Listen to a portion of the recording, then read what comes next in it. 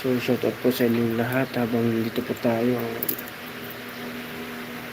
So sad. Nanonood po ako ng update tungkol sa ating former President Duterte. So kung saan naman siya pumupunta o saan yung update, ano ba talagang update niya.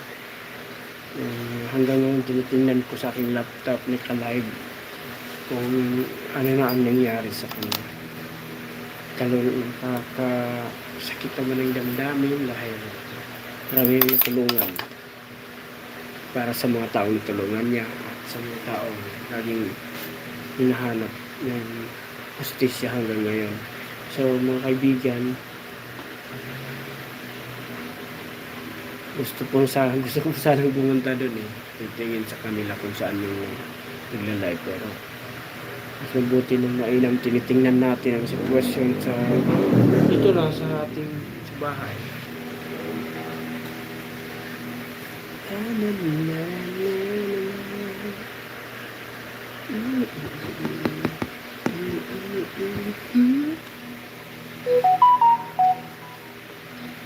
Yan, tuloy-tuloy tayo sa ating mga ginagawa.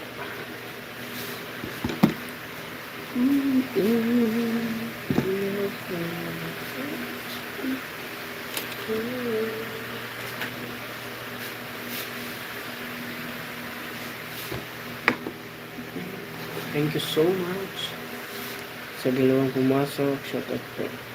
Thumbs up, thank you.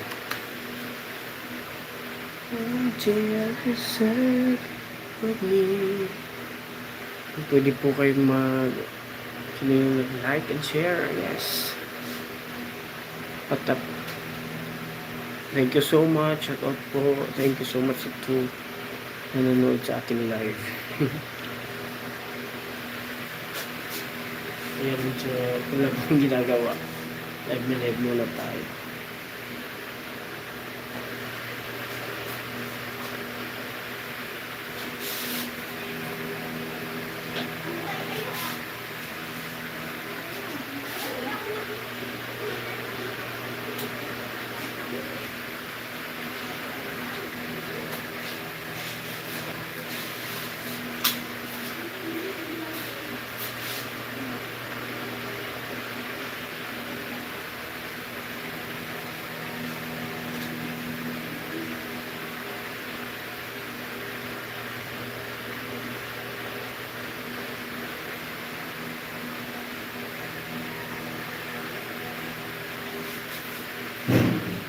Good day, ayan.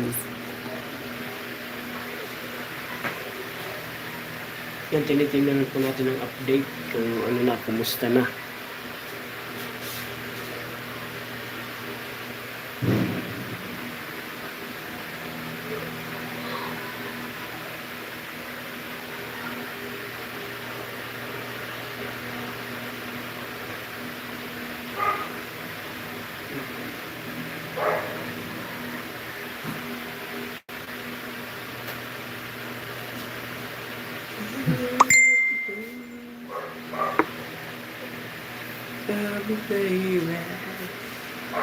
Thank you so much. Don't forget to like and share. Like and share po mga kaibigan.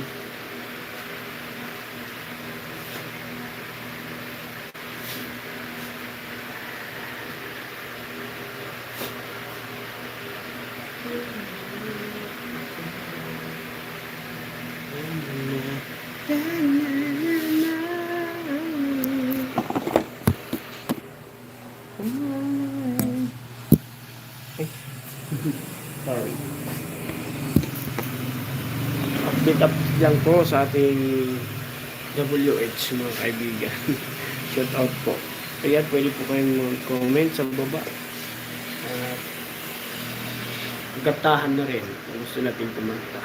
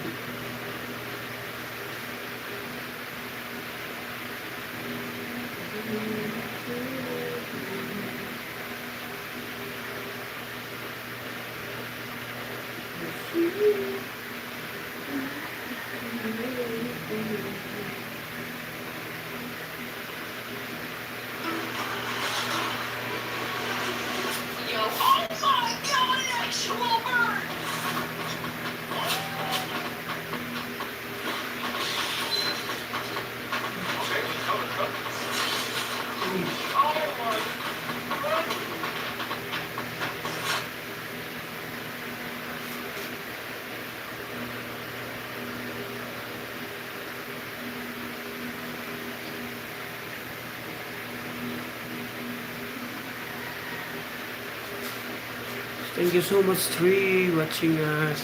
Tuloy-tuloy lang po tayo dito sa aking live. Ayan. Request lang po kayo sa baba. Kakantayin ko. Thank you so much.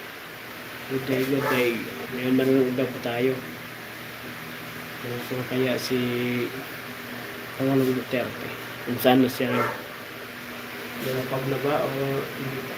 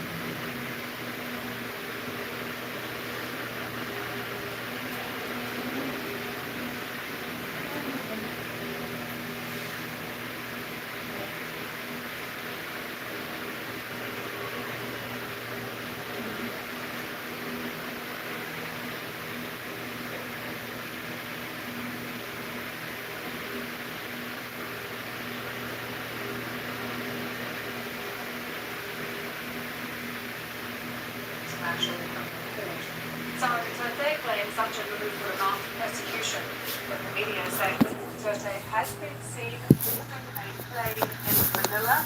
These are the pictures that we have coming to us live in Manila at the moment. We are unclear with any kind of certainty that this is the plane. We are told this is the plane that Duterte is on, but we cannot absolutely confirm.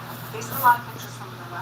The destination of this plane is also unclear, but Duterte said that her father is going to The Hague. He has been charged with crimes against humanity in relation to his deadly war on drugs that began in 2016. To remind you, thousands of small-time drug dealers, users, others as well, were killed without trial while he was in office. Let's bring you more background with our Southeast Asia correspondent, Jonathan. It is a very big moment and a rather surprising one. I don't think anyone expected the Marcos administration to move so swiftly and ruthlessly once they got this arrest warrant from the ICC. None of us knew that the arrest warrant was imminent. It was not publicised by the ICC. It was issued on the 7th of March. There was talk about it. There were rumours swirling around. And of course, Mr. Duterte had been on a trip to Hong Kong, rallying support there among the Filipino diaspora, and had talked about it on his travels and seemed to be quite defiant, and I think perhaps didn't expect to be met at the airport by police officers. They whisked him off the plane, an Air Force base that's within the same airport perimeter, and within a few hours had a chartered jet waiting to take him to The Hague. So I think everyone's still digesting it. Obviously, he's a very polarising figure. For those who had family members killed in the drugs war, for people who cared about human rights, who felt that Mr. Duterte's anti-drugs campaign was beyond the pale, that there needed to be accountability. This is a very important moment. It's important for the ICC too, which has not had many successful cases recently, if they manage to get to The Hague and put him on trial there. But of course, Mr. Duterte has many strong supporters, and of course they're dismayed. They've never accepted the argument that he should be extradited. And I think there may be other Filipinos who are a little uncomfortable about the swiftness with which this is happening and the fact that he is going to end up, by the look of it, in The Hague, in a foreign court, rather than being dealt with in the Philippines. So it's still a divisive issue. It brings the drugs campaign back into focus, and there'll be lots of discussions about that. Huge numbers of people died in that. It was a very, very shocking campaign. Jonathan, you mentioned his defiance. Well, we have had some eyewitness footage from his daughter Veronica that shows Duterte in custody, and he really is questioning the reasonings behind his arrest. Let's have a listen. For detention, undetention, detention. So, what is the law and what is the crime that I committed? To me now, the legal basis might be in here.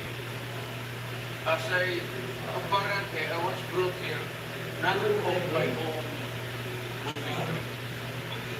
There's somebody else. So you have to answer now for the deprivation of liberty.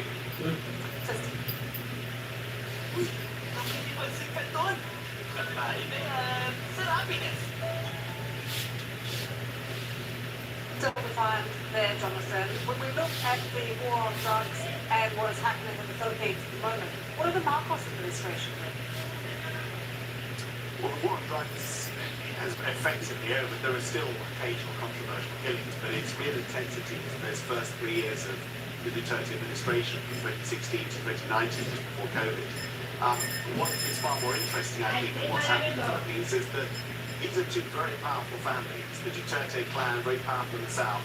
The Marcos is, of course, notorious in the Philippines as a former dictator, Ferdinand Marcos. They've been very powerful in politics for a long time. They formed this alliance while Mr. Duterte was still in power and had made a deal about voting for the last election, which Bongbong Marcos would be the presidential candidate, and Mr. Duterte's daughter, Sara Duterte, became vice president.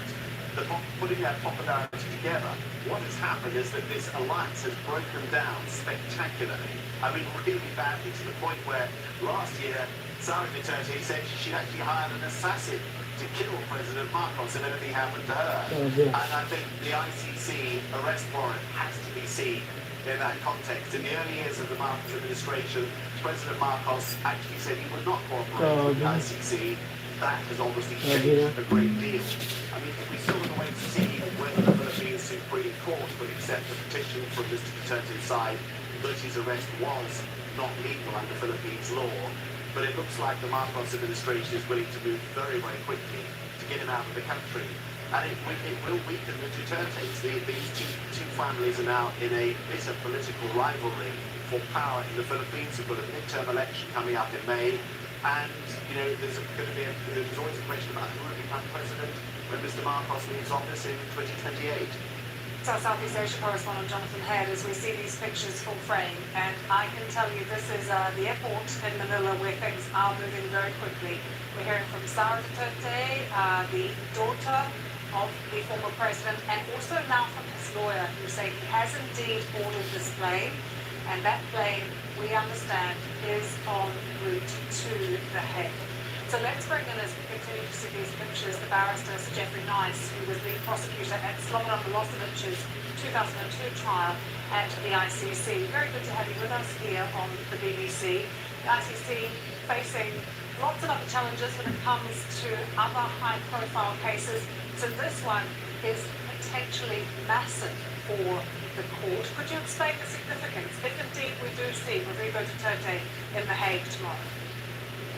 It's a pretty interesting development when one might expect the ICC be pressure from America to stop its work or to limit its work in respect of either Putin or Netanyahu.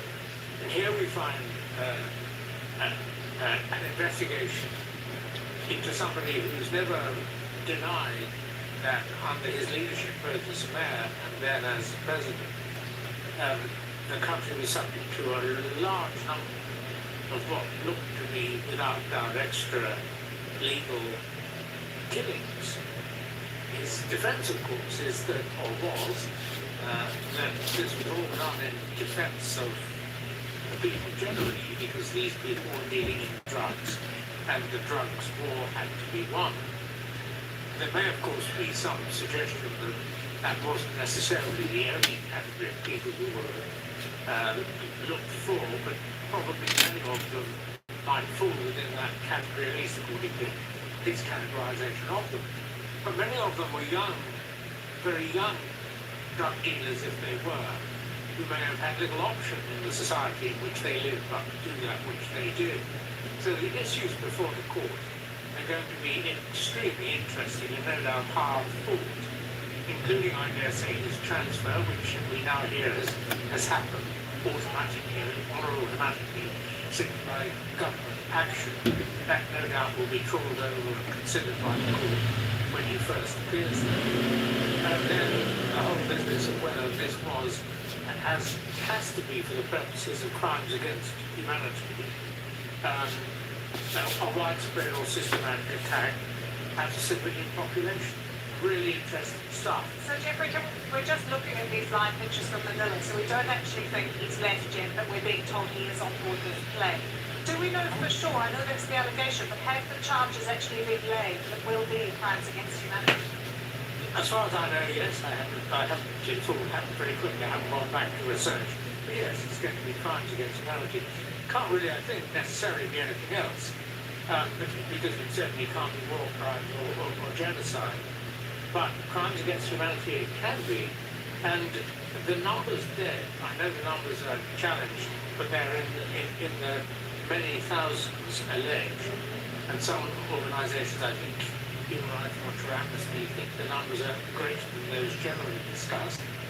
The numbers alleged would certainly, if crimes are committed with the sufficient purpose, they would certainly qualify as crimes against humanity. What is going to happen in the court? Never been, I think, discussed before. That yes, these things happened, but they were done for an apparently good intention. Can I ask you about a technicality? Because we saw Rodrigo Duterte for many years mock the court, and he said that it was a threat to the country's sovereignty at one point, and then the Philippines was actually withdrawn from the founding treaty of the court back in 2019. Does that matter, or is the jurisdiction still there? Well, first of all, it was said that he organised the withdrawal because of his concern about being investigated. No, as far as I'm concerned, jurisdiction existed up until that date, and I think you'll find the prosecution will say they've got enough evidence both from his time as mayor and thereafter to have him probably tried in The Hague. So what happens when he arrives? If indeed he gets on board this plane that we can see right now, on a 12-hour flight perhaps to Europe and to The Hague, what happens next? Well, taken into custody, there were sorts of safety procedures applied there, and then he'll be taken to the court. And always bring up the lumps. Classic Reese's crackers and the lumps they fill with cream and cookie.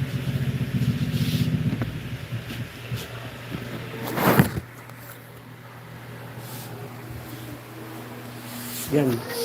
So, hinihintay pa po natin ang update sa susunod pa rin mga nangyari. Maghintay lang po tayo mga kaibigan. And shout out po. Thank you so much sa 2 million in the house. Still now watching sa ating live. Ayan.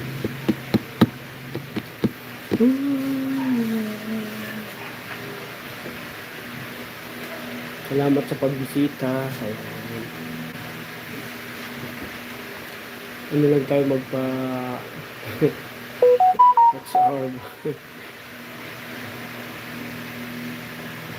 TV Patrol Express.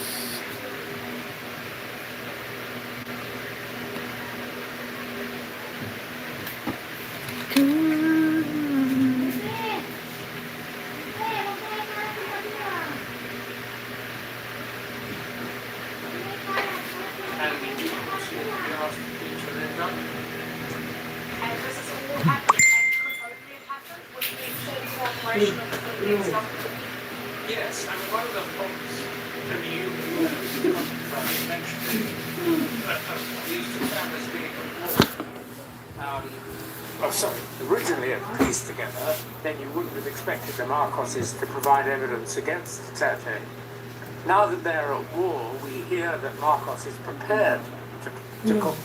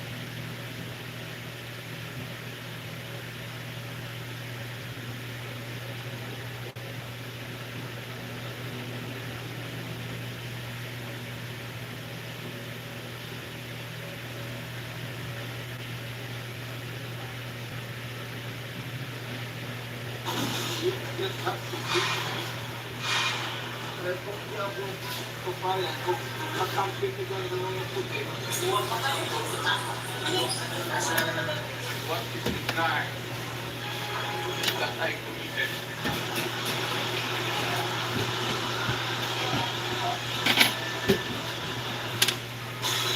Nagpapatuloy po ang special coverage ng ABS-CBN News kaugnay sa pagkaka-aresto kay dating Pangulong Rodrigo Duterte. Lagi yung napapanood ang TV Patrol Express sa ABS-CBN News Channel at ABS-CBN News YouTube channel.